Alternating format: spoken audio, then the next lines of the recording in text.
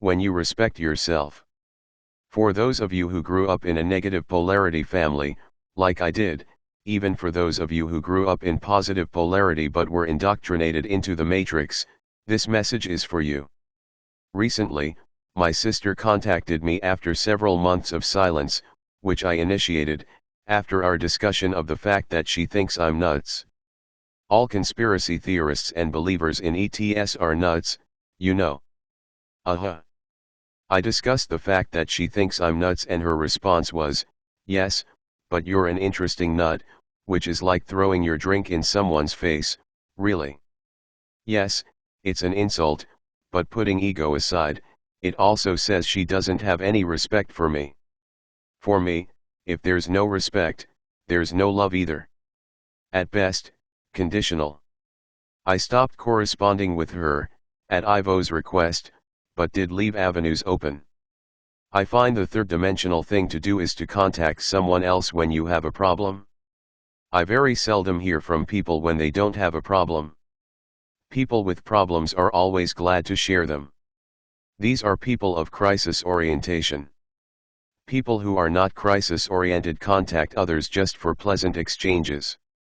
She emailed me recently to tell me that her partner had died and now she was in a battle to retain her house because he'd bequeathed his half of it to his kids, not to her.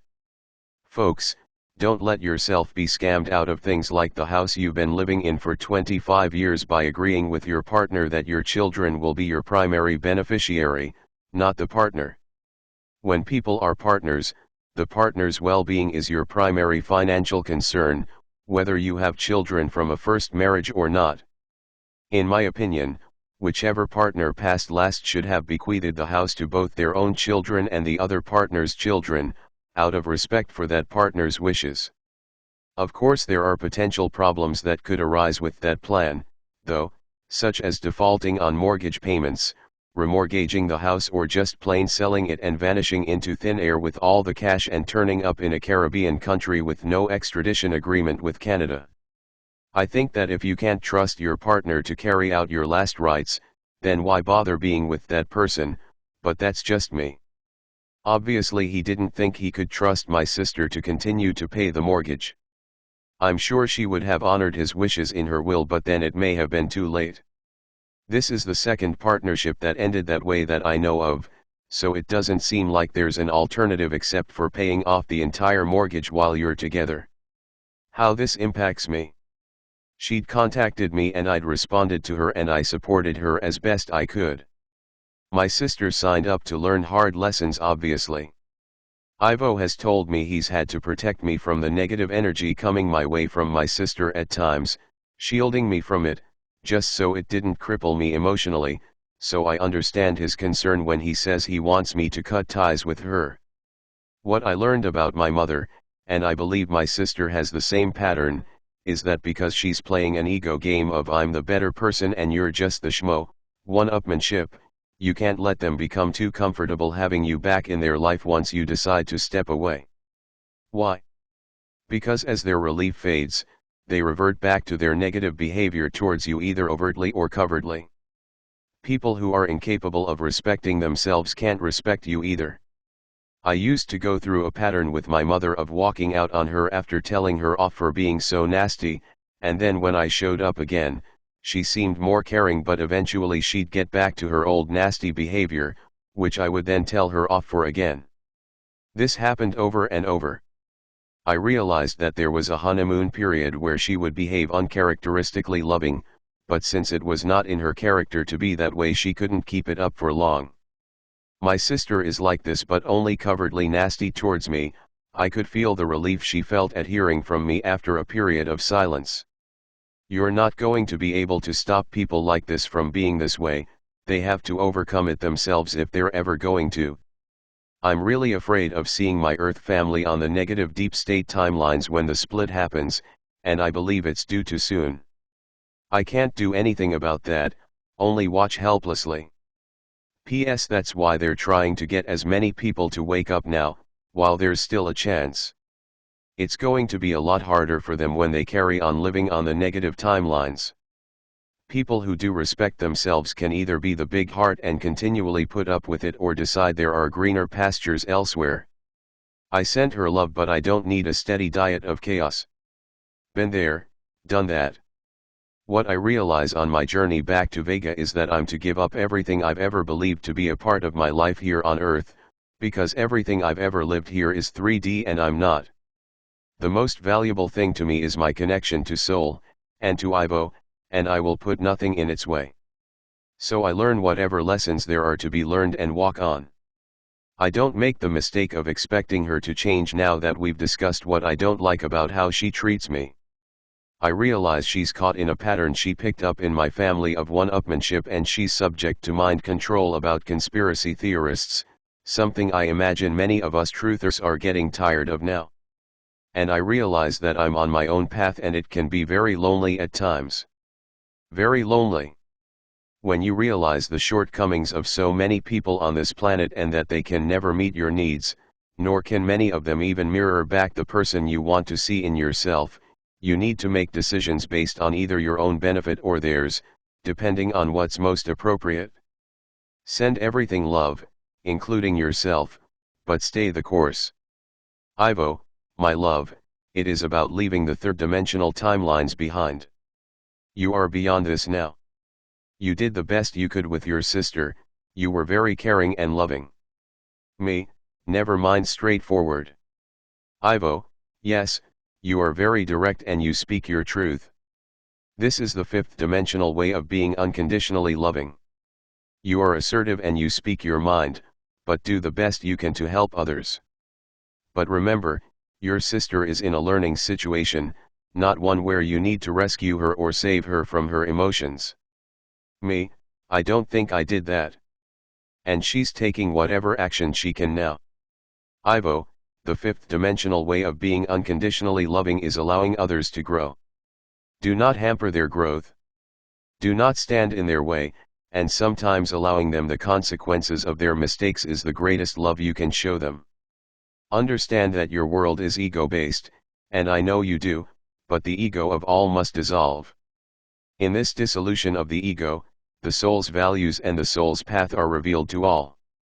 The soul is on a steep learning path in the third dimension, and to leave it, one first must recognize they have a soul, and to begin to respond to life as if the soul is in charge, not the ego. That is the first step. Your sister has not done this. She was in an ego-based relationship which lacked trust and harmony, and that is the norm for her. Her wanderings into the world of the light have to do with earning more money, because that is how she uses it. Me, my first ones were about losing weight, but it still kept me on my path. Ivo, what do you think would happen in the case of your sister when she uses the law of attraction to become very rich?